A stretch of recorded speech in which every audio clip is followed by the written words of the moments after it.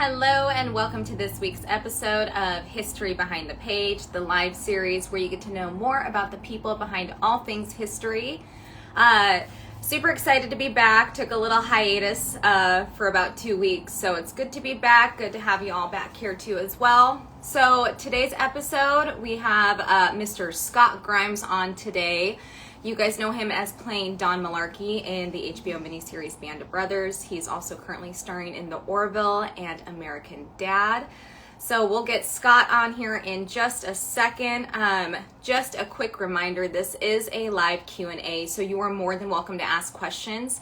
I do ask that on the bottom right-hand corner of your screen, there is a little question mark bubble.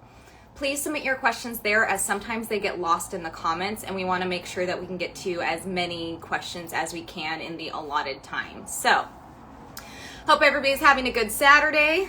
This is going to be fun. Let's go ahead and get Scott on, and we'll get this show on the road.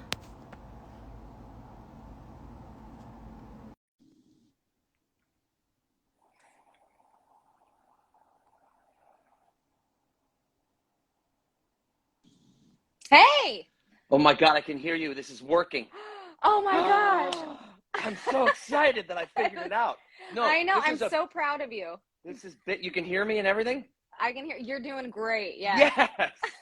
It's only downhill from here. I promise you that. Exactly. Yeah. Yep. Yeah. I know. Looking forward to the downhill slope. Yeah, so. no, this is as good as it gets right now. As good as it gets. Thanks so much for coming on. Thank you for having me. I'm such a fan of yours and your Instagram and the whole thing. So it's an honor. Thank you. Awesome. So how's your Saturday going? It's going good. I even had this ready. Hold on. Now, you have to tell me if you can hear this. Hold on. Can you hear this?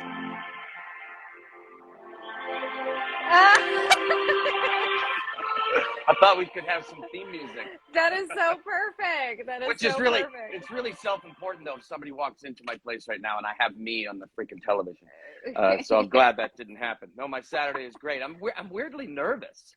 I get Why nervous. Would you be? Why? I don't know. I have no idea. I get nervous at stuff like this. Nothing to be nervous about. Okay. I swear I'll be nice. All right. So, yeah. All right. No, I'm good. I feel relaxed. I just wish we were doing it later so I could have a drink. I mean, who says I can't? But yeah, I won't. True. Very true. I'll be good. First off, are we allowed to swear at all? Yeah, you can swear. Okay, good. 'Cause some of the Band of Brothers stuff, you have to swear. It has to be a part of it, you know. Yeah. It's slipped. I let it slip out all the time. I can't help it. So I won't be crass. I mean, I'm not just gonna do it to do it, but okay. Great. Yeah. Okay, so first things first, I need to know about the stash. Oh, and then I need to know about Fred. Well, the stash is really, I got lucky, you know. I basically worked with Seth MacFarlane my whole life, and he's been responsible for most of the things I've done. And when we wrapped Orville, he said to me that he was working on the Ted series of the series of his movies that he did about the bear, you know, the talking bear. Yeah. And he said, "Would you want to play this guy?" And I said, "Yeah, sure." I still had to audition and do all the things because he's this kind of overweight, racist, bigot, horrible monster of a human being. And we had decided just because that to add to kind of the look of a horrible person, I guess a mustache really. I'm not saying everybody out there. I'm not saying everybody out there with a mustache is a horrible person. I'm saying, you know, along with the kid, maybe they curl my hair like a perm, and they give me a mustache. So it's for Ted. Yeah, the prequel to his movies. Nice. So that's it. But it's not. I won't take up all your time talking about a mustache. No, you're fine. It's not as easy as people think. You don't just grow out a mustache like you would a beard. What makes the mustache, and also a horrible thing to have, is it's the hairs coming from the top that make a mustache a mustache. Yep. Yeah, because you trim down here, but it's just poofy, and there's, like, if I take a sip of water right now, you'll see me go, me do that because the water stays in it. It's terrible. And then if I say a word with a B in it and I'm talking to someone, like I'll be like, I'll be right back. 20-minute ago water might hit you in the face. So sorry That's to everyone great. that I have to hang out with. Yeah. So that's what the mustache is. That's great. Well, you can put it. You can pull it off, so it looks good. Oh, I don't know. Last thing I'll say, like I literally was at a grocery store 2 days ago, and the person checking me out was like, beep, and looked at me like, is that on purpose? Like, asked me that question. I'm like, well, I don't know what you mean by that. No, and then I had to explain everything I just explained to you. Yeah, you're It's like, horrible. just hold on. Here's the mustache story. Yeah, all right. So. Yeah. I should just hand them a card that has the mustache story on just it. Yeah, exactly. Oh, here Yeah. you go. Here you go. So, here you go. So that's what that is. Mm-hmm. That's what it's for.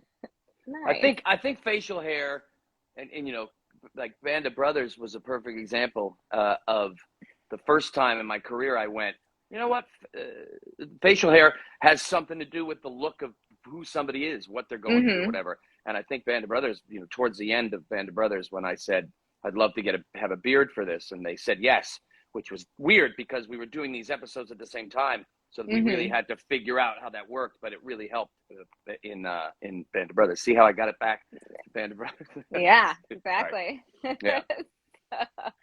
All right, so let's get to some questions. Okay. Questions here. So, how did Band of Brothers come about for you? Band of Brothers. So, Meg. Well, I'll start with Matt Fox, an actor that I was doing a show with called Party of Five, and Matt Fox, as we all know, went on to do Lost, big star. But when we were doing the last season of Party of Five, season 6, he walked up to me. We were great friends. And he said he had just read this book called Band of Brothers. And he said, you know what, Scott, I know you don't love, I like Michael Crichton and kind of like those kind of sci-fi books. He says, you're probably not going to love this. It's, you know, it's a great read, but it's also, you have to really invest yourself in it. And he said, and I just heard that Meg Lieberman, who cast Party of Five, was casting Band of Brothers. And he said that he was auditioning for, I remember he was auditioning for it. But because of Party of Five, they wouldn't let him do it. So he auditioned for whoever you probably know the character in episode 2 that dies. But anyway, they were going to have Matthew do that, and then they wouldn't let him. But I called Meg and I said, is there something in this for me? And I went through the natural process where she brought me in. I read with her, and I'll never forget, while I only read for Malarkey. Like other guys sit there and say they read for this role and this role and this role. So it narrowed down the chances of getting this for me. But I knew that, you know, Malarkey, what a great Irish name. And I kind of looked at that part. I looked at the time. And I went in, read with Meg. She said right then and there, she says, I'm bringing you in to read with Tom.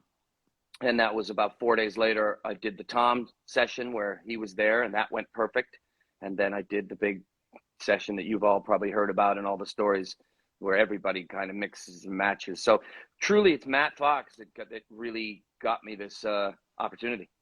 Yeah. Oh, that's awesome. Yeah, Is great. So when did you hear that you got the part of Malarkey? I didn't think I was going to get it because I only went in on this mix and match one time. And there were guys going in with groups of people, and I didn't go in till last. Like it was one of the last groups that went in, and I thought, okay, Spielberg's tired, Tom's tired, everybody's tired. They're just bringing in who they have to now because they're sitting out there in the waiting room, right? And I went in and we had a blast. It turned out that last group, 90% of that last group turned out. Now I can see that in hindsight now, turned out to be the guys that ended up doing the show. And I remember getting into my car and driving back. I don't know. I don't know if I had a cell phone. I'm sure I had a cell phone at the time. But I called my agent and I said, it went good. I don't know.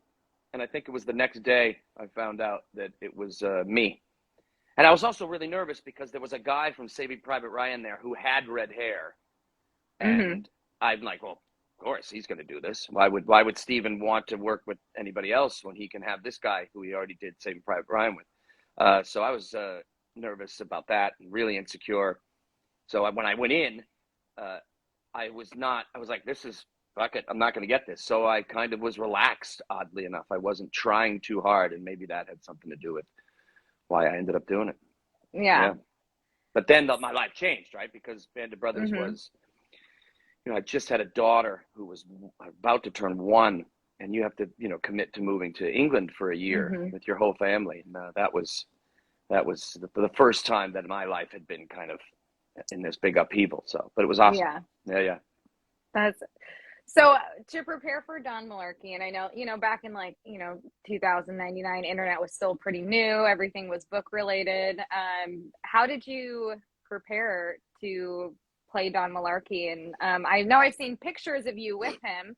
So were you able to talk with him, talk with his family, how did you become Don Malarkey?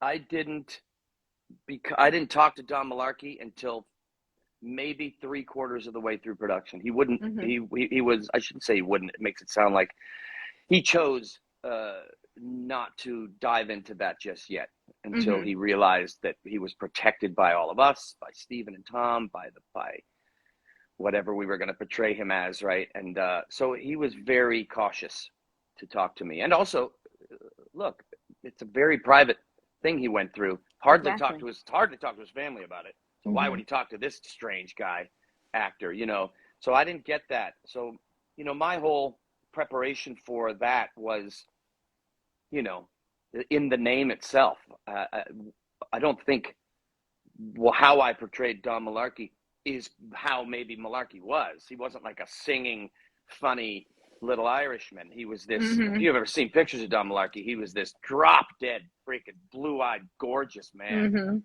Buff and just incredible. So, I had to kind of do something on my own to make it more Scott. So I didn't really get to do what Frank John did for Garnier, where he had that jaw thing that Garnier held with him, and he could grab from that. I had to just come up with some, fun kid that, and then later after we became really close when he realized that he could trust this process of portraying him, Yeah. How was it meeting him for the first time? I love that you're so good at looking into the camera, and I'm just looking at myself. Oh, so, you know what I mean? I gotta get better at that. Okay. What was your question? I'm so sorry. How was it meeting Don Malarkey for the first time? What was that experience like? The first time I met him was at the premiere and at the Hollywood Bowl. And I'd spoken to him. He had hung up on me many times on the phone when we first started talking because he would just get emotional. And, again, why would he share that part of himself with me? He just start to get emotional and hang up. I totally understood why. But when I met him, I remember shaking his hand, and he didn't do it on purpose. He's just that's how he shook hands. And my fucking hand was sore for a week. And he wasn't being mean. He had that grip that those guys had, man. And that's one thing I'll remember. And then I remember they were at a hotel right near the Hollywood Bowl, his whole family.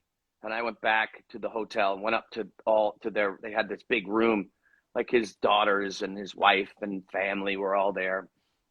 And I remember just sitting there singing. I told them the story of me handing Tom Hanks a CD that I had burned of me singing Danny Boy, because in one of the original scripts that never ended up being in the script, Malarkey sang Danny Boy. He was just singing Danny Boy to make everybody feel better or something. And then they realized probably maybe Don Malarkey wasn't a singer or didn't do something like that.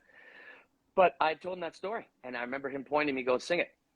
And right there in front of his family, 25 minutes after I'd met them all, I'm sitting there, trying to keep up with the drink and singing Oh Danny Boy. And that, he started crying. He started crying in the good way, he was just so happy that everything worked out and then his sister or his daughter got a couple of drinks in her and was honest with me and said, when we found out you were playing Don Malarkey, and I'm hoping she's going to be like, we were so excited. No, she said, we were pissed. I was like, no. Why? She goes, because you look nothing like our dad. I'm like, absolutely right. She goes, we wanted Brad Pitt or fucking this person to play you. And I totally agree, by the way. And then, but she said, but we could not have asked for, it was a compliment from them to me. I'm not complimenting myself, but for a better portrayal.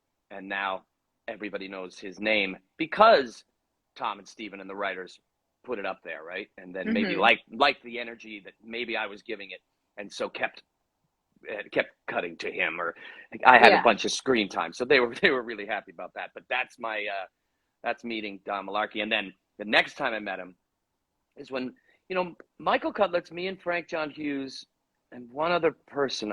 I'm blanking on who was there. HBO sent us to Toccoa to run Currahee as a promotion for HBO. And I'll never forget that night before, we were at a motel because it's, you know, wherever that was, I'd forgotten, but it was a small town and there was only this small motel. So here's, you know, 12 veterans and a couple actors in a hallway at 4 o'clock in the morning. You know, Bill Garnier on the floor of the motel drinking, and I have to try to sneak out because every time you'd sneak out, you know, one of the veterans, Babe or Bill, would be like, "Where are you going?" And you'd be like, "Well, thought I'd sneak away." Right? You know, because you can't leave. They're, you know, they're in their 80s at that time, and I'm, you know, 28 years old, and I should be able to hang. But I had to run Currahee in the morning. I had to run that hill 3 miles up, 3 miles down. So I woke up the next morning, and I said, "Oh, it was Donnie." Donnie was there because Lipton was there, and we started running. And Donnie was in sick shape, but Donnie had this idea, and I was in good shape too. But Donnie had this idea. He's like, he's not running Currahee. He doesn't want to show Lipton that, and also Donnie probably didn't want to run it. He didn't want Lipton he didn't want to shine that, or he thought Lipton was the kind of guy that would love to see that Lipton did it, but the guy that played him didn't. It was his choice, and I agree with it. But I didn't know what to do. I was like, do I? And they were in a van next to us, the vets, like slowly driving up with us. Yeah. And Donnie bowed out, got in the van, and Lipton gave him a pat on the good try, good try. And I remember looking into the van as if to say to Don Malarkey, "Should I bow out too?" And he gave me a look back like, "You better fucking keep going. You're finishing this. You are finishing this." And I went up. I think I'm not bragging, but I think everybody else started to give it a walk. And I said, "Nope, I'm running up, I'm touching that thing at the top, and I'm running back down." And I was happy that I made that choice. So that was the second time I got to meet Don. And I think I made him proud to finish that run. Yeah. Yeah. That's awesome. Yeah, it was. You finished that. That's so great. He was, you better finish. Great man. So let's talk about the start of Band of Brothers, starting to film and training and boot camp and all that stuff. Yeah. How was the beginning of starting to film Band of Brothers for you, going through all of that? It was the worst. It was the worst 2.5 to 3 days of my entire life to date too. Like it hasn't nothing's happened since then that has been. It's just I was so nervous. I was ready in shape wise, right? But that's not even a quarter of it, right? You know, I thought that if you're in shape, you're going to get through this. It's going to be great. But I realized it was 75% mental. And again, I'm going to say to everybody out there listening, this is relative to my experience. I am not comparing this in any sort of way to any service or war that I was not in any way. I'm an actor portraying a thing, and we did a fake boot camp. Having said that, it was as real to me then, because I have nothing to compare it to, as it would be to someone in the real deal, in the real position. And it was horrible. I remember getting off this, going to the studio where we were all kind of marshaled. And, Freddie Joe, and he was the first guy that I remember walking by, and he, on purpose, not in a too physical way, but bumped up against me. And I went, "Excuse me?" I mean, not excuse me. I said, "Excuse me." And that was his excuse to then, maybe I was automatically push-ups. I did something wrong. I said something wrong. I looked him in the eye. Then I'm like, oh shit, I've been here 2 minutes and I'm already in trouble and doing push-ups for that. This is serious. Yeah. And we got on the bus, and there was just a feeling of everybody was scared, not knowing what was going to happen. So that first night, I didn't sleep. I've never told this because it sounds, but now I'm older, I can tell it. I was so used to sleeping with a fan on, like a noise machine, right? Yeah, I've got them everywhere. Oh no. I was more scared of that because, you're hearing people in the middle. I hear everything. And so that first night, I did not sleep at all. Not because, one, I was scared, and two, I couldn't sleep with the noise thing. I even thought about packing one, but I thought I was only told to bring 2 pairs of socks, 2 shirts, and some deodorant. And I thought I'd get in trouble. The second night, I slept like a fucking baby because they just beat the shit out of you all day long. Yeah. They're just constantly, but there's something that those guys are really good at. Laird McIntosh, Freddie Joe, Dale, Mastokey, I think Edmund, I always said his name wrong, but he's a great dude. And Sergeant Wilson. They're just really good at doing what we've all heard, breaking people down to build them up. And I always wondered what that meant until I came out of the other side of it, which when they're building you up, they're slowly giving you these little morsels of confidence and trust and brotherhood, and do things that by the end, I didn't want to leave. Like, I truly didn't. It was the best 2 weeks of my life and the worst first 3 days. They fed us terrific. There's one story that I love that I don't think I've told, which, as we got a little more comfortable, we were all lined up, and there's a guy next to me. I don't remember who it was. It was maybe Richard Spade or something. And Laird McIntosh was and still is this fabulously good-looking guy, and he looked very similar to Pierce Brosnan. They had a similar look. And a guy next to me said, "Doesn't Laird look like Pierce Brosnan?" And I went, I don't know. He said, "Should I say it? I mean, it's kind of benign. It's a compliment." And Freddie Joe says to the kid, "What are you saying?" And the kid went, I was just saying that Laird looks like Pierce Brosnan." And Laird went, "Freddie, what did he say?" And Freddie turns to Laird and he goes, "He said you're ugly like Pierce Brosnan." I'm like, that's how they could spin you into doing push-ups. They would just manipulate it. I just always thought that was hilarious. I'm like, don't trust these guys, man. Don't say anything out of turn. They're going to spin it. But it was great. And we had, that you've probably heard about, the most horrible night of anybody's lives, which was about a week in, where we had to spend the night in these kind of foxholes and concrete buildings that were abandoned. And it was horrible, just freezing. But I spent the whole night chatting with Richard Spate. You had this kind of sentry duty that you'd have to do. And he woke me up, or one or the other. I don't remember, but one of us woke to say, "It's your turn." And we didn't go back to sleep. We just went, "I don't want you to do this alone," or he didn't want me to do it alone. So spent the whole night up. And then at around, I'm sorry, my stories are so long. I'll get through this one, I promise. No, you're good. At around right when the sun was coming up, like I could feel it might be coming up. Everyone had fallen asleep. And I decided to take a walk because all I was wishing for was the sun to come up.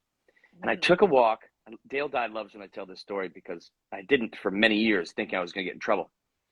And I'm taking this walk and the sun's peeking up. And I walk about a half a mile not into the woods. There was a path.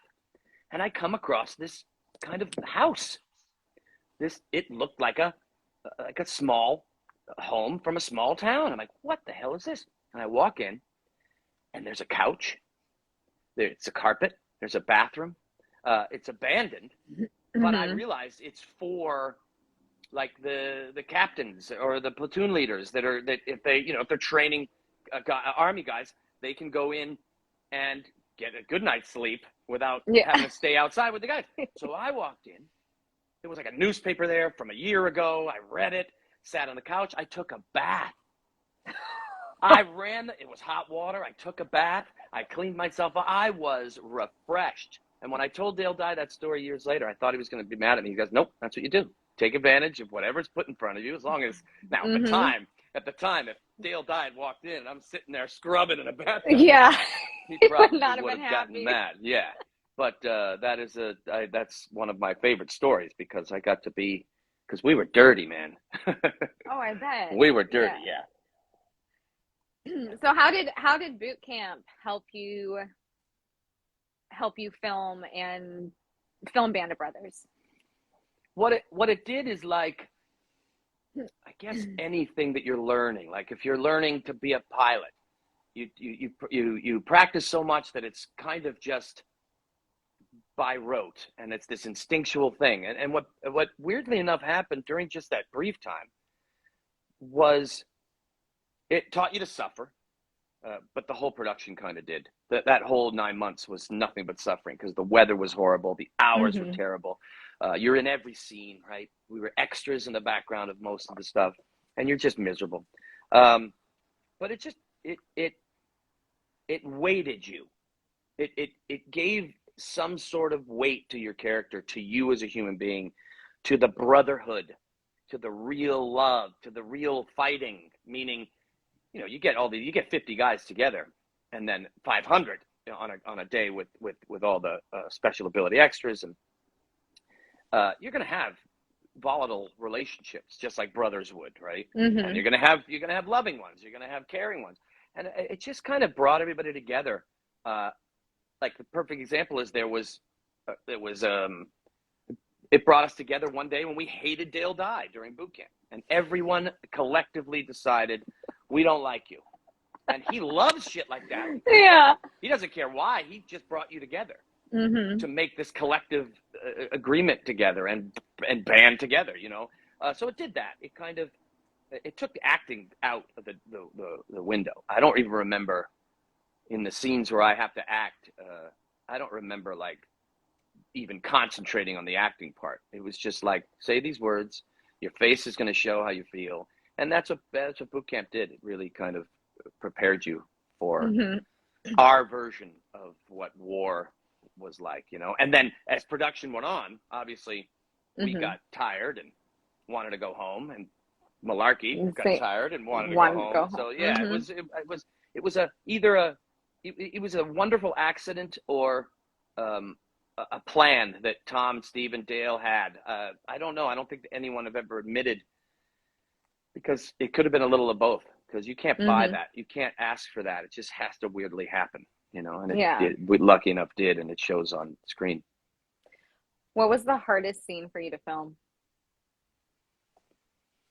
Oh, that's I always want to say the laundry room scene, but for some reason when I watch it, I don't remember it being hard. It looks like it was hard because you kind of have to have that slight emotion in front of a woman who you're attracted to, because that's really the only woman. There's two women in the whole thing, I believe. And, yeah. The hardest scene. That's funny. The hardest would have been the scariest for me, which was doing the run back from When I Think I See a Luger. I think it's episode 2. Yeah. And I to let you know, you probably know, but I think I see a Luger. My brother at home in Oregon wants one, and so I run out 50 yards to get one, which is the dumbest thing. And I remember calling Malarkey afterwards, and he was like, "I absolutely did that." You'd think he'd go, "No, I didn't do it." No, he's like, "I absolutely did that." And the run back, however, there has to be, bullets just everywhere I step as I do this run back. And I remember Dale Dye saying, I was so scared, not scared, but nervous. But Band of Brothers is a perfect example of, you were asked to do something every day. Jump off of this thing. Oh, that's another story. Shit. And on the run back, I fell, which is the only take we did. So when you see me fall, I'm not supposed to fall, but I slipped on the mud. It was wet. And luckily, the special effects guy saw me fall and didn't hit the things for the squibs to go off on the ground. Mhm. It would have not blown through me. I wouldn't have died, but it wouldn't. Yeah. It wouldn't have been. It wouldn't have felt good. It wouldn't have felt good. So I was nervous of that. The Scariest thing is not film. It's not on film, and it was a thing that we filmed for the first episode. And to this day, I am so pissed off, Sarah, because it was so scary, and I was the only one that said yes to do it. Whether they asked other people or not, they told me they did. Right? So when I went, oh, fine, they don't want to do it, I'll do it. I wanted to be that guy.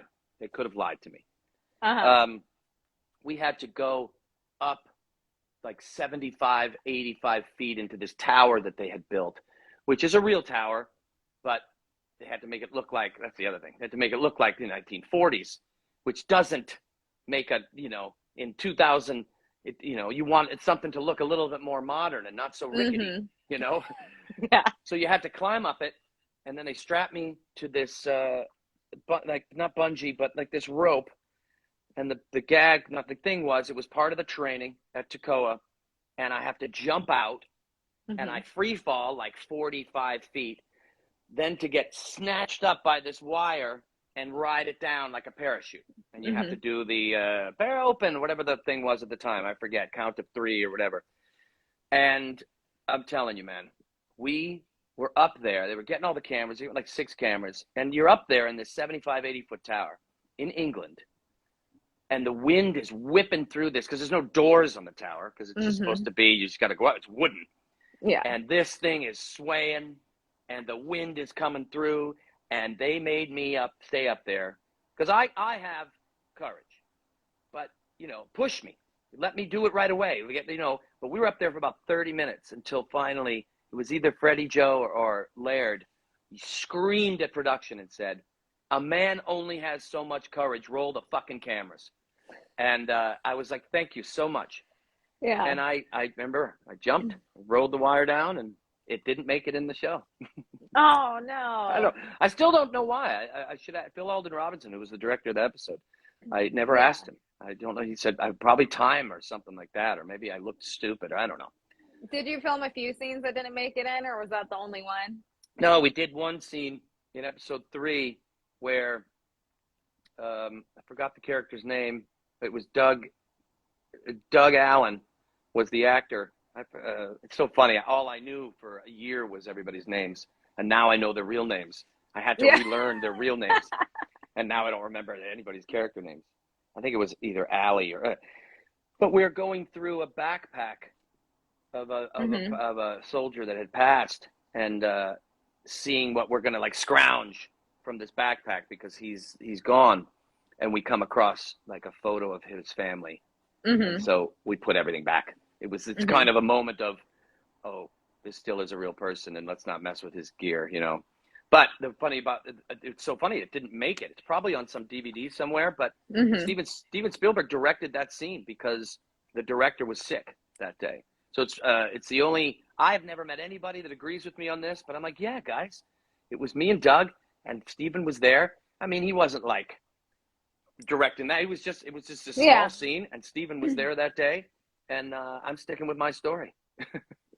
I'm sticking with it. Yeah. Sticking with it. Yep. Right. I think Steven directed that scene. Anyway. Let's get to a couple of spectator questions. I see all my friends. I have so many friends that I see have joined. My friend Kelly Ronsley and Tom, the editor of Orville. This is awesome. Oh, nice. Thanks, guys. Matthew, who played Talbot, is on here too as well. Let's see. Love Matthew. Matthew. He's the best. Actually, okay, so this is not Band of Brothers related, but actually this is a question that I'm actually really curious about because I watched you on this show a lot. Yeah. Do you miss being on ER? Oh, yes. Yeah. Absolutely. And again, such a good show. I'll say it was the best time of my life, basically, because it's 7 years of my life with such a beautiful group of people, very hard work. But again, back to Band of Brothers, I got ER because of Band of Brothers. Everything after Band of Brothers kind of fit into. I went to audition for Band of Brothers for ER, And because John Wells was like on his treadmill and was watching Band of Brothers and went, yeah, we bring that guy in. And it's true, I still had to audition, and that led to ER. But yes, I do miss ER. I miss that whole time. It was just a lovely, I just love playing that role too, you know, kind of some inept.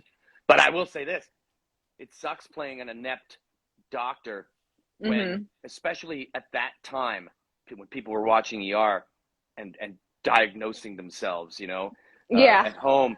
Because when you were a bad doctor, how you're treated on the streets, like I'd be at airports and like an old woman would walk up to me and go, "You're a terrible doctor." I'd be like, "Hey, what are you doing?"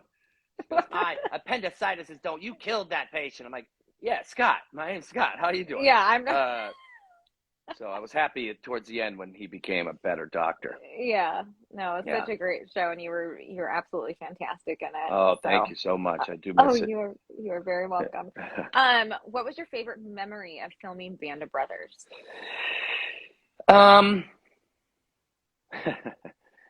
think for me it's not just one memory. There's so many. I think when we got to episode 8 was this kind of and like that shower scene that I got to do in episode 8 would have been because we're all together. I didn't get to work with Ross McCall as much as I wanted to, and so by episode 8 we got to work a ton together. And then Colin Hanks came in, who was such a lovely breath of fresh air for all of us. And then to do that, literally to have hot water be poured over you and they're filming it was really, I knew I had like 2 weeks left of filming. I really wanted to go home, but I embraced that last 2 weeks. I wasn't going to be a stick in the mud. I was going to say, you're going to make the best of this 2 weeks. So that shower scene for some reason was like the start, the beginning of the end. And I enjoyed, and we had just gotten back from Switzerland, which was such a freaking party. It was exactly what it should have been, because we did episode 10 before we did episode 8, which was, again, smart. Everybody's exhausted and wants to go home. And that's what episode 8 was. So I would say in its entirety, doing that shower scene and doing that scene in the busted out building with Colin, when he says, I said, I'm telling him what guns are where and what's where. And he says, yeah, I dodged some mortars coming in. And I remember, it feels like I'm boasting, but I improvised that. I go, to him, as if to say, yeah, you just got here, motherfucker. We've been dodging mortars for the last freaking 6 months. So that was fun to do that. And Colin just brought this, in real life too, Colin Hanks brought this respect to the production, to his kind of elders in a way, who we were, having been there so long and done this production. He was awesome. There's actually a really good question on here, which is going to transfer into some other questions that are semi-Band of Brothers but we just related. got kisses from Brazil, so you got to say kisses back to Brazil. Yeah. Let's see. Where did that question go? Oh. Do you have any family connections in military or anything like that? I mean, my dad was in Vietnam. And so that would be, that's it. But he was a code breaker, so he didn't go there. He was here, but he was drafted, or he actually joined, and then right before the draft, which I thought was commendable in all the ways. And he tells great stories all the time about, but he, like anybody that does that, he didn't go. So he says, whoa, we're not talking about, he had many friends go over there. And so, no, I don't, just my dad, who I respect immensely. Yeah. So I know we spoke about this a tiny bit before this, but you said you have a passion for history. Yes. Yes. Did that ask me what my most fearful thing ever? It's this question. No. No. Okay. I wasn't. Did Band of Brothers help with your passion of history, or did you always have that, or did it always intrigue you? Or I always had a passion for history, but I was terrible at learning it in school. So when I have no idea why, because when I did Band of Brothers, what it started to teach me is, oh, wait, this book about this platoon, about this company, is simplifying something to me. So if I learn about this, and then I can grow my knowledge through this small thing. And that's just who I am anyway. You know, I like everything simple first, and then I can then expand that. So Band of Brothers definitely made it easier for me to learn about history and wanting to know about history. I mean, I'll never forget, it's a great story. Richard Speight tells it way better than me, but we were doing this scene where, you know, a lot of times the mortarman had to be on the back of a hill and just, you know, we pretending we're throwing these things into this pipe and it's going off. But there, we were doing the scene where me and Richard Speight and Tim Matthews were on the hill. And there's Dale Dye explaining to us what's happening. He's like, you're doing this, and the Sherman tanks are coming over the hill. And he leaves. And we're like, okay. And Richard turns to me and goes, are the Shermans ours? I swear to God. And I went, I don't know. I have no idea. So having said that, I then wanted to learn about that, you know, because it seems idiotic that we didn't know, but we didn't. We didn't know because Richard made a joke. He was like, well, Sherman rhymes with German, you know? So it was, so yes, Band of Brothers really started to get me to understand how to learn history and retain it. Yeah. You know, the love of it. Yeah. And honestly, the way that you learn about history, which this is, Chris, who runs Blogging Through History, he gave the same answer that you did. Start with something small, and then you expand, and you go on these rabbit holes, and you start learning about something else. And that is honestly the best way to learn about history, is start small, and then you'll go very far. Absolutely right. You're absolutely right. And that's the only way I can really do it. So yeah, it did. Yeah. Okay, so I'm getting a lot of questions of the same question in the comments, and so I gotta ask.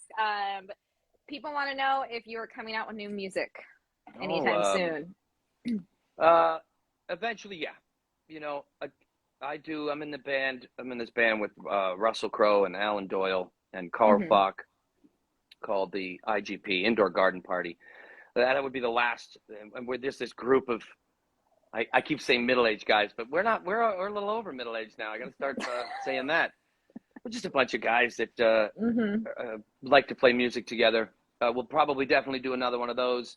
I am definitely probably going to do one more record, just because, you know, I'm friends with some really great musicians, and I'm blessed with knowing them. My buddy Nick is just this fabulous musician, and I'd be stupid if I didn't take advantage of that and make another record, considering we can do it at home now. So yeah, I'm definitely going to make more music. And I still do a lot of music for American Dad, which is a cartoon I do, and Orville I sing in. So you have to, everybody's probably a little sick of me kind of opening my mouth and singing. I don't think anybody, I don't think anybody is sick of it.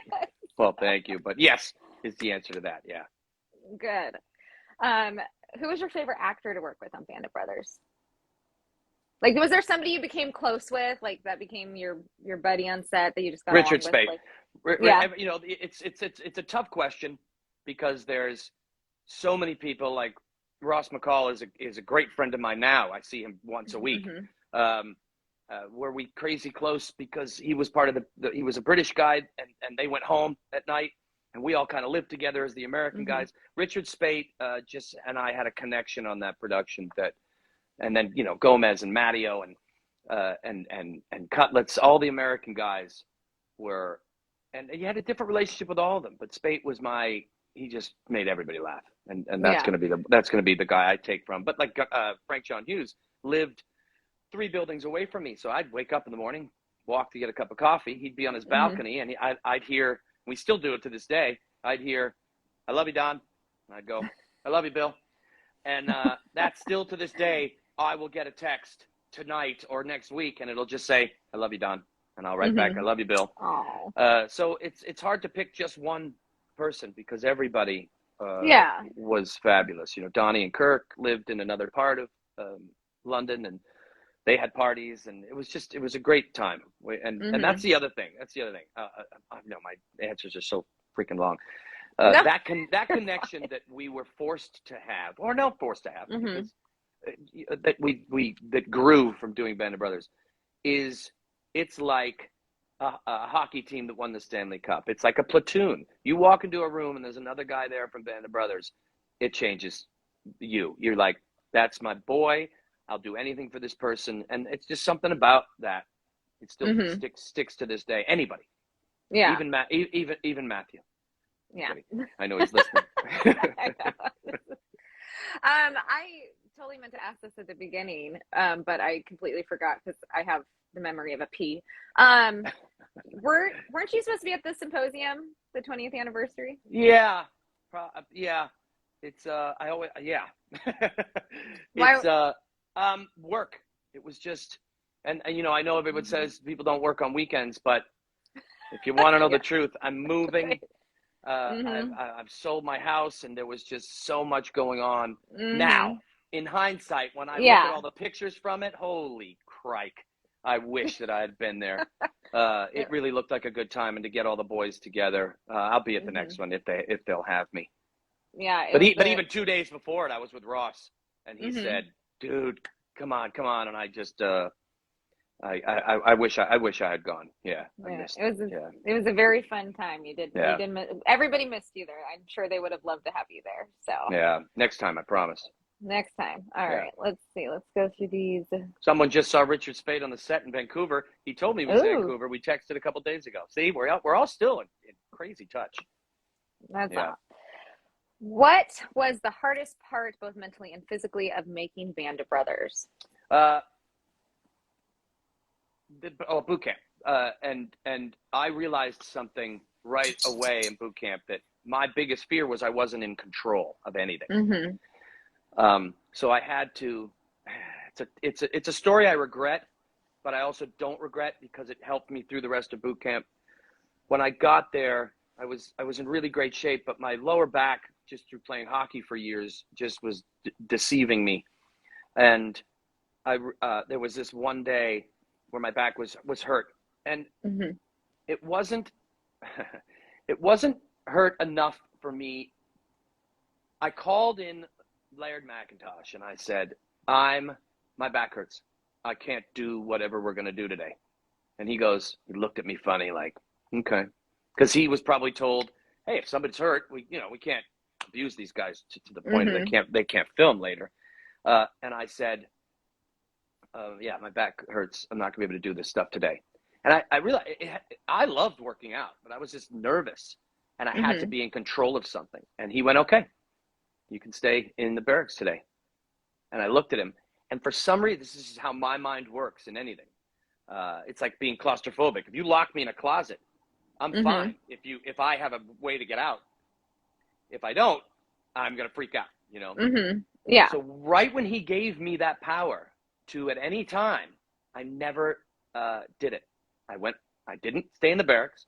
In fact, the next day, Dale Dye goes, I hear there's some people that are hurting. And there was a bunch of guys. Step out if you need a rest day. And I didn't step out because I knew I could if I wanted to.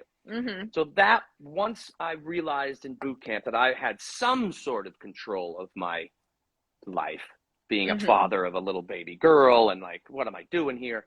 Then I didn't need that control anymore. It was really interesting. So that was the hardest thing for me to get over. And that is, the walls you got to go over when you're doing the thing. So boot camp was definitely the hardest thing. Anything that surprised you about the men that served in World War II? Did they give you a newfound respect in doing Band of Brothers and learning about it? Well, yeah, just learning about, I can only speak on Easy Company and what the timeline of what they had to endure. But I'm assuming it's very similar to lots of other soldiers and what they had to go through.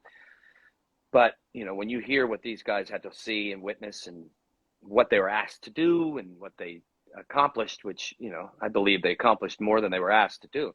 And then putting that together when you get to meet them, it's like this is going to sound terrible, but it's like meeting your sport hero. They just hold themselves in a way. They're winners, I almost just started crying. They're winners, and they have this aura about them that they can't do anything about. They just have done something. We know they've done something, so we're putting this on them. And so, yes, I learned. I remember coming back from Band of Brothers, and we went to this lake house that my parents had owned. This is a ridiculous story, but it'll tell you. And there was this anthill, and my mom went, "Oh, Rick," about my dad, we're gonna figure out that anthill. It's gonna keep getting bigger and bigger and bigger. And I grabbed a hose and I just started kind of getting rid of the anthill. And my mom looked at me and she says, "What?" I said, "What?" She goes, "You would have never done that a year ago." Now, listen, I was just getting rid of ants. But there was just some discipline where something needed to be done. And my life had changed a bit because of it. And I wanted to either help or do a chore, or, it wasn't all selfish actor stuff anymore. It was just, there was a broader thing to my life that I had learned. I've probably resorted back to being the selfish asshole now, but at the time, it really taught me. Yeah, from those guys. Is there one moment on or offset of Band of Brothers where you thought, wow, that you particularly cherish? Particularly, yes, cherish. From the whole experience on Band of Brothers? Yeah, on or offset. Is there one moment that you just particularly cherish? Yeah. It's when we went to. I would make you say it one more time, but you've done enough. You've done enough. I'm good. When we went to Switzerland, there's a couple. I'll make these quick. And Ross and I love to tell this story. We had been on a hiatus before we went to Switzerland, so I went back to Los Angeles for the only time, just for like 5 days. When I got back, I got jet lagged and I missed the charter plane to Switzerland with all the guys. They had chartered this plane. I fell asleep. So the next day, I told them, "All right, I'm jumping on a train." And I jumped on a train in London. How I got to freaking Zurich and then up to Interlaken where we filmed it, I have no idea. I just did. And in the middle of the night, they had already been there 2 days, all the guys. And in the middle of the night, I get off this train with my buddy Ronnie was with me. And the town was empty. It looked like Disneyland at night when nobody's there. This kind of fairy tale Swiss village. And I go, I don't know where. I hear a little bit of noise over to the left. So I go to the left, walking down this empty street. And then I hear this kind of commotion coming out of a bar. As I get up to this bar, Ross McCall kind of runs out as if he was pushed, right? And I'm standing there with these bags, just these suitcases. And he goes, "Malarkey," because Ross had this cool accent at the time where he was Scottish, but he spoke with this New York accent. I'm like, why the fuck are you doing that? He's like, "Malarkey, we got to beat the shit out of these guys." And he runs back in the bar. Now, normally, Scott would probably come up with an excuse to maybe make the peace or whatever. But this is Band of Brothers now, and these are my boys. And I put down the bags, went in, and by the time I went in, they were pushing everybody out. So the fight never happened. But that would be my favorite moment of going like, we've come a long way, us guys, man. I'm willing to get off this train and just have a fight with someone because someone's messing with my guys, But that whole Switzerland thing would have been awesome. I think it was the end of August or September. Beautiful Interlaken, Switzerland. We went every day we had off. We went into the lake and we rented a boat, and it was just lovely. It's a really lovely time. It sounds like a lovely time. Yeah, it was. This is a really good question. Apart from the obvious friendships and unique experiences you gained from Band of Brothers, what is something you took away that you never expected to? Something you learned that you keep with you still to this day? Tackling fears. I'll make this one short, but my fear hasn't gone away of things. But I realized that the elation that I get when at the not the moment you tackle the fear, but the moment later. Because even if it goes wrong, or even if you get a little hurt, or even if it doesn't go your way, you did the thing that you feared the most, which is taking whatever step that is. And it's usually physical step, it's usually that. Sometimes it's an emotional step, but I took that from Band of Brothers, just being okay with the unknown, which is fear, There is a question here that actually, would you, if you didn't play Don Malarkey, was there another character that you would have been interested in? like playing that you wanted to play?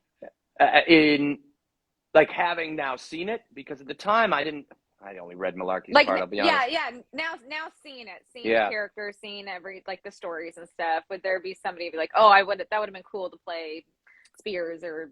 Yeah, I knew you were going to say Spears. I didn't have what Matthew Settle had, which was this kind of beautiful darkness to him that, you know, in real life too, probably a bit, maybe not anymore, but I always loved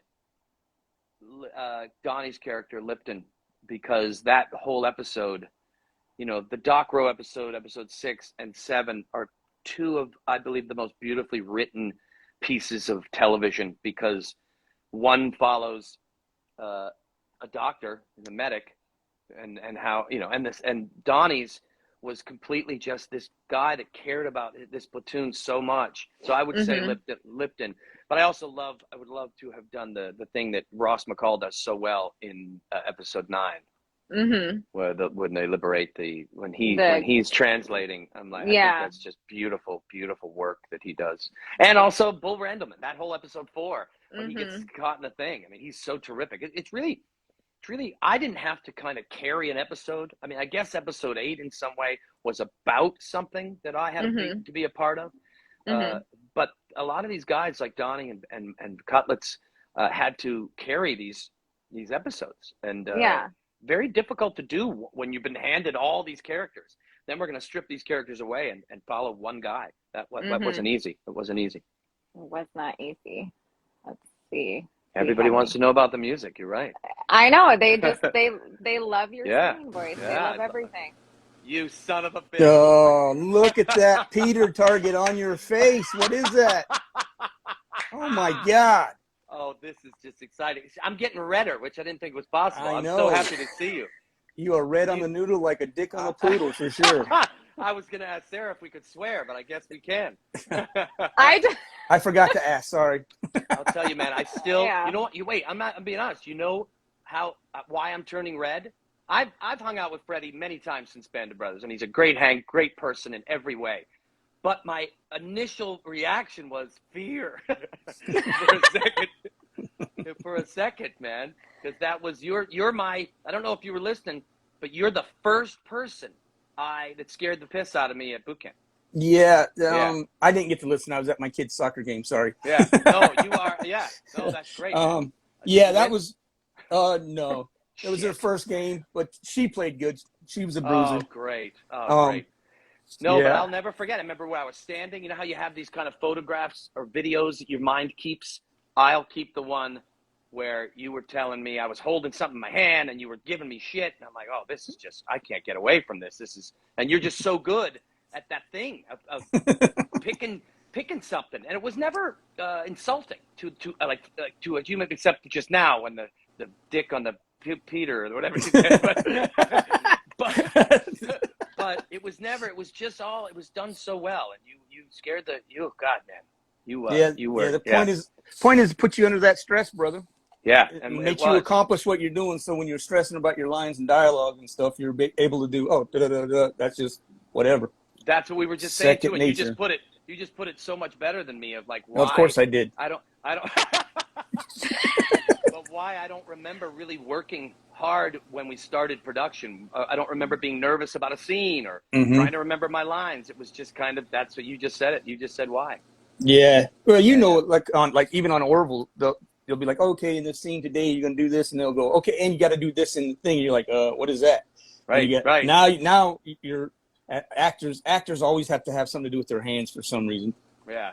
So then all of a sudden you're like, and you're concentrating on this, and this is not working the way you want it to work. So right. Exactly. That stress helps you guys out. But then we got to have him in the show too. When you got on that horse, man, I'm like, is there anything this mother freaker can't do? No. Yeah, I know. Well, I don't know. Maybe. No, you were great. People bet me a lot. Did they? Yeah. Boy. Whenever I'm doing stunts in movies, they're always like, hey, stick these two hanger things in this outlet and see what happens. All right. How much? $90? All right. Oh, yeah, that didn't feel good. Sounds like they don't want you around, buddy. I trust those. No, they're the same guys that push me out of helicopters and stuff. So. Jesus. Yeah. See? Fun stuff. Yeah. It's relative, None of that. Sarah. None of that thespian stuff. You know? Yeah, right. Thespians. Oh my god. Thespian. Yeah. Yeah, Scott's from the finest school of acting Are you in still all doing of that? Arkansas. Are you still doing the training stuff with Dale, or? No, I haven't worked with Dale, but the Pacific was the last thing I did with Dale. Right. The last major film I did, wasn't major, but it was Overlord. It was the last. Okay, great. Real, you know, and I take it by some shows and stuff, and they really have like I've only had a few hours to train the actors, like NCIS and them guys that bring me in because I can get the actors up and running in like an hour. Right. And I'll go in and go through the whole knocking in the doors and stuff. But mostly it's all coordinating and stunt stuff. You know. Great. I miss it, man. I wish we got a chance again. I see when Tom and Steven they did the air. They're doing like the air one now, right? And Masters of the Air. Yeah, no, that's done. I'm just waiting till I'm like 60 so I can play a general or something, right? Because right now I'm in this in between, and the mustache, right? I got no shot. The mustache. Yeah. You could be a redheaded Freddie Prinze, I guess. Yeah. You get all the movements down, all the body band. Yeah. Oh, my body couldn't do it anymore. That's the other thing I don't usually talk about, but when carrying around that fucking mortar for boot camp, and then for production, we'd have to go and sign out our weapons every morning, right? We didn't have a person that just came and brought you a prop. Freddie knows, we'd stand in line, you'd get your weapon, you'd get your mortar if you had it, and I had that mortar all day with me, to the point where about 6 months after we wrapped, I got a hernia and I know it's because of that freaking mortar. Yeah. Most mortarmen, like my friend Bruce Whitfield, Gunny Whitfield, that helped me on the Pacific, 22 years as a mortarman, and he's had, since he's been out now, he's retired like 10 years ago, and he just had his 29th back surgery. Oh my God! Yeah, he's just wrecked. Oh my God! I'm not going to complain anymore. Yeah, he's a tough dude. Well, he did like 3 or 4 combat tours, as a mortarman. So. Oh wow! Yeah, mortarman is rough, because as you know, you can't just like, I can't straighten my back out and do all that, because it's the most awkward thing to carry around ever. Yeah. I'm surprised I want to, like, maybe Nike should come out with like a bag that you put in. Yeah. I don't know. Nike mortar bag. Yeah. I think this is an idea, Freddie. You're always up to something. We're going to do it. Always up to something. I'll tell you this. I didn't get to listen to your stuff, but I will tell you, there was one person and that was you, that was just always there. And you never bitched. And you barely got your ass chewed out, because you were always, you jump right in the middle of everything. So that was always it was always the ones that were shown to be tired, or, you could tell they didn't want to do stuff that I was always getting after. But I remember I used to look, because you were in you were in the weapons platoon. Yeah. And I'd look at you guys, and you guys were all just like beat, but you're all sitting out there doing it. Yeah, that was, I thank you for that compliment. I wanted to kind of dive in and whatever, man. There was just something about that. Richard Spate helped me through that a lot too, because if he was doing it, I was doing it, and that's the camaraderie of what you guys taught us. So I didn't want to ever complain. And what a great guy to have on your right shoulder, right? Absolutely, in every way. Richard He's Spate, hilarious. he figured out a way to speak kind of out of turn and make everyone laugh, including like y'all, the cadre. So he got this kind of hall pass to be able to, I'll never forget, I got to tell you this story. You've probably heard it before. Sergeant Wilson, that was his name, right? Yeah, Raleigh Wilson. Yeah, Raleigh Wilson. He was not the best at what Freddie and Dale and Laird were, which is the speak, that improvisational. He used to imitate me every time I would say something. Oh, yeah, exactly. He wasn't, and hey, man, he's great. He's great at 1,000 other things, but he wasn't really great at that. And he was marching us one day, and the term that I had heard before was, if you fuck up, you're gonna have 6 inches of my boot sticking up your ass. Right? Or what I used to say is, you're gonna go to the hospital to get my boot out of your ass. Yeah, right. And that's what for some he tried reason, to say. Somebody there was saying you're gonna have 6 inches of my boot sticking up your ass, right? So he's marching us, and he had heard either Laird say something or whatever. and he yells, "If you guys don't get your shit together, you're going to have 6 inches of my boot coming out of your ass." And Spate, Without a beat. Spate turns to me and goes, "Wait a second. Hold the phone. That would mean that the man is inside of your body and his boot is coming out of your ass." And I start laughing. And everybody could hear it. Yeah, I start laughing and I get in trouble. I was laughing too. Yeah. Wait a second. That means all of you is up inside of me. Inside of me. Exactly. I was like, oh no. Just hilarious. Just great. Yeah. That's Richard Spate. Yeah, without missing a beat. Without missing a beat. He's terrific. See, I've told that someone just said, I remember hearing this story. I have told it many times. It's all good. It changes every time though. Yeah. So do you. I exaggerate it. Yeah. Exactly. You're doing good with your music, man. Thanks, I'm loving it. Thanks, man. I'm enjoying them. Hey, man, 51 years old. Just oh god. Trying to just. I wouldn't say 51. I wouldn't have guessed you were a day over 50. Thanks. Oh my god. I appreciate that. Hey, the beard's white though. I'm gonna let you guys go off on this, man. I just want to tell you, man, I love you. I miss you. Love you, man, and thanks for teaching me everything and just letting me be a part of that world, brother. You're the man. Yeah, you're the man. All right, Sarah. Love you. Be well. Bye. Buddy. Let's see how long it go. He did it. Like, I know. Oh, I wanted it. I I wanted it to be real awkward, and then we start talking shit about him. I did too. Yeah. He is all those guys, man. Especially, they have a different place because what they do now is that Dale's really good at, Freddie's really good at, is when you see them. It's, even though I'm probably older than Freddie, the fatherly kind of thing that they treat you like, having taught you, and then you treat them almost fatherly, because thank you for taking me under your wing and teaching me this, how to do this thing that has gone on to be watched a lot. Yeah. Oh, that was great. I always loved Freddie is awesome. I always loved swinging him on to give people great. Shit on here. Love it. Oh, it's great. It's right back to that razzing. Some things never change. Yeah. Oh man, let's see. We'll do a couple more questions and we'll wrap this up. Beautiful. So does that sound Thank good? You. That sounds great. Okay, let's see. So did you get to keep anything while filming Band of Brothers? Yeah, inevitably someone always asks this question, and I regret that. I think somewhere there's a jacket, one of my jackets. But even then, by the end of Band of Brothers, you're in the middle of it, and you're like, there were guys that tried to smuggle their weapon. How the fuck would you ever do that? Come on. Yeah, but they tried. That's tough. I was thinking of taking some bullets, but or my boots. The boots was the biggest thing.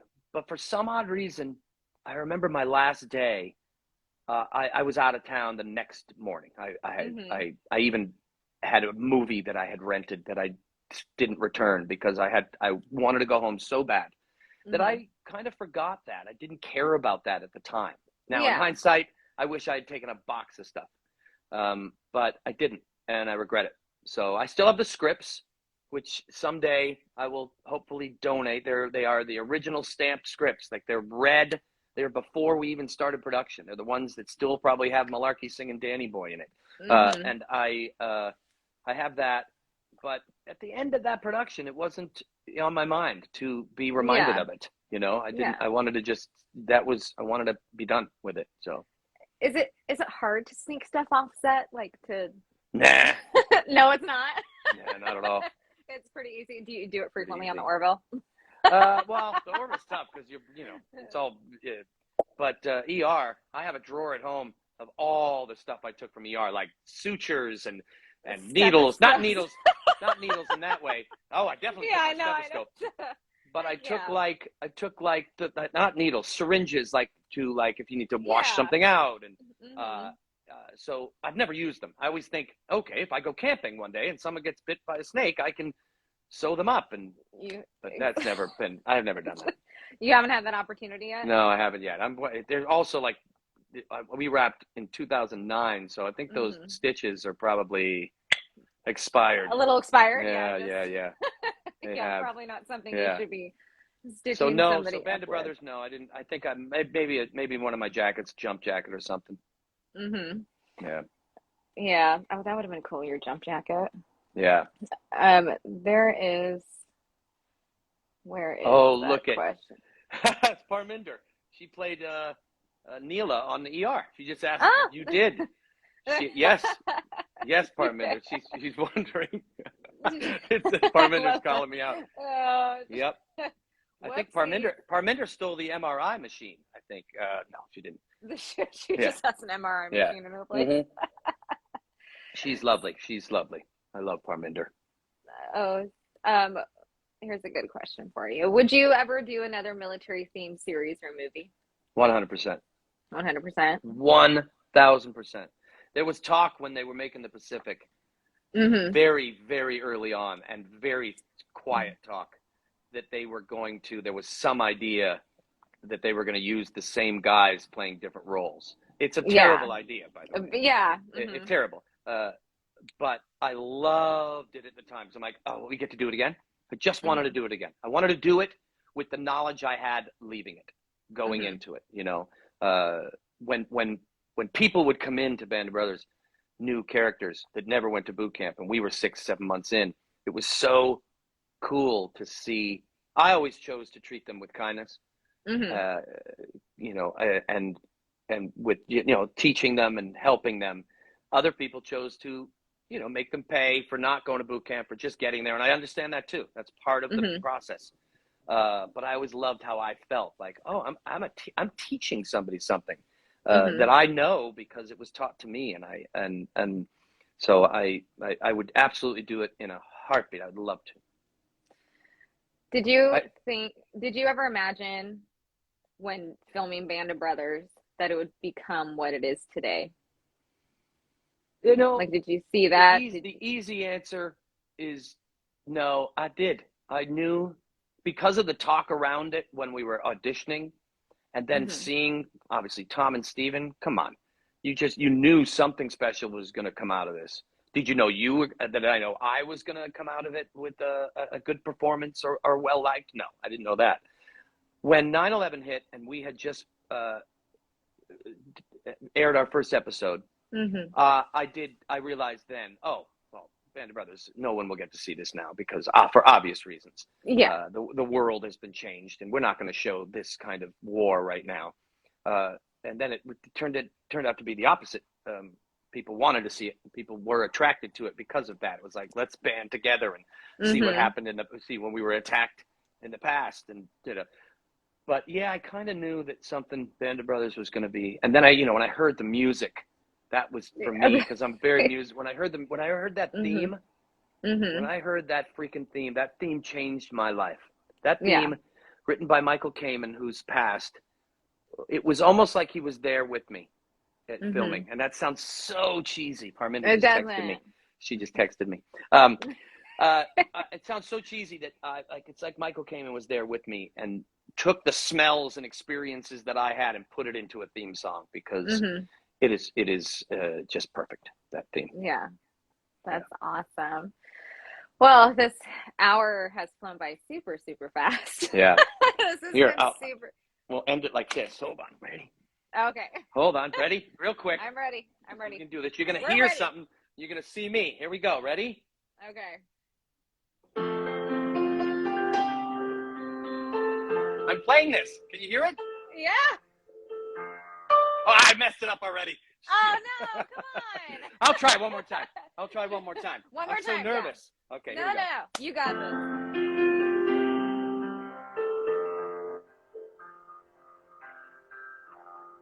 Sure, I was good.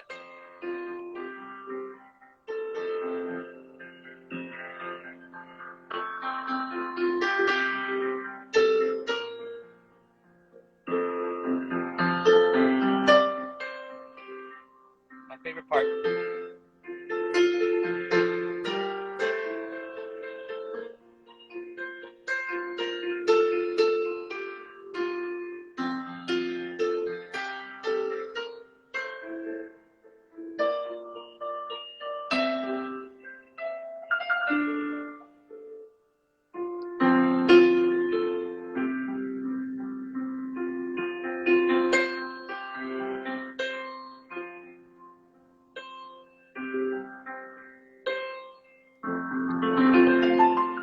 you go. Oh, that was fantastic. Yeah, I haven't played that in years, but I did practice this morning just in case. Oh, it was great. Oh, that was so awesome. Thanks Hey, for I that. thank you. I thank you so much for having me. It's nothing. I love talking about Band of Brothers so much, and because what an experience in my life. And I thank everybody for listening. I really appreciate you, Sarah, giving me the opportunity to get to talk about it again. Yeah, thanks so much for coming on. I definitely appreciate it. It was been such a great time, and I loved it. So thank you and so let me know much. if you need anything, and thank Freddie for me. I will. All right, you take care of yourself. All right, thanks, Scott. What do I do? You can help me now. You hit the X button. Bye, Sarah. Bye.